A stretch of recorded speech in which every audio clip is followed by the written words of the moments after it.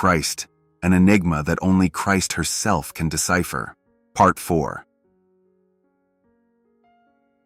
Christ is the true vine, but the word vine is feminine, and that is why Christ uses this parable to identify herself as the spiritual mother. The branches are her spiritual children born of her heavenly womb, and God the Father is the farmer who cares for his wife and their children. This is why Christ Lisbeth reveals the truth to us, giving us evidence by what is described in John 15:1. I am the true vine, and God the Father is the farmer. Likewise, it says in Psalm 128:3, Your wife will be like a vine filled with grapes. All the branches must be attached to God's vine in order for them to bear fruit for God, and that is why God is both Father and Mother. It says in Genesis 1, verses 26 and 27, that God the Father and Mother said to one another, Let us make man in our image and likeness, that they may be like us in our wisdom. So God created man in their own image.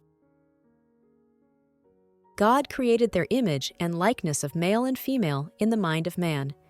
That is, God wrote their laws in the heart of man through Christ, who is present today. That is why now we can understand the importance of terms and phrases like, let us make man, and male and female were created by them. So we understand that God are the spiritual male and female, and God the Father has only one wife who enlightens, and not an only begotten Son. Therefore, it doesn't make sense to see God as a solitary father with an only begotten Son, but as one with a wife, who is one with him, bringing forth true children for the two of them. So, although the writings in their textual form were altered in their contextual expression, they contradict themselves. In other words, even though they presented a male Christ, the context contradicts the statement they tried to present as true.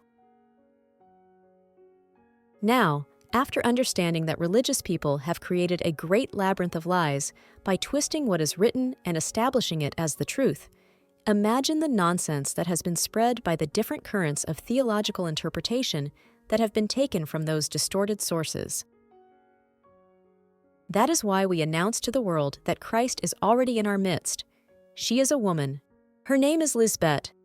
She is the wife of God the Father Melchizedek, and there is no one better than Christ to explain Christ. For this reason, today we can understand why it was so necessary that only Christ clarify all the mess, and that no one judge anything before Christ manifested for the last time today.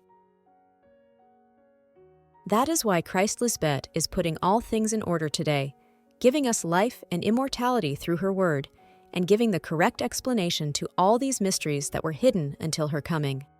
Amen.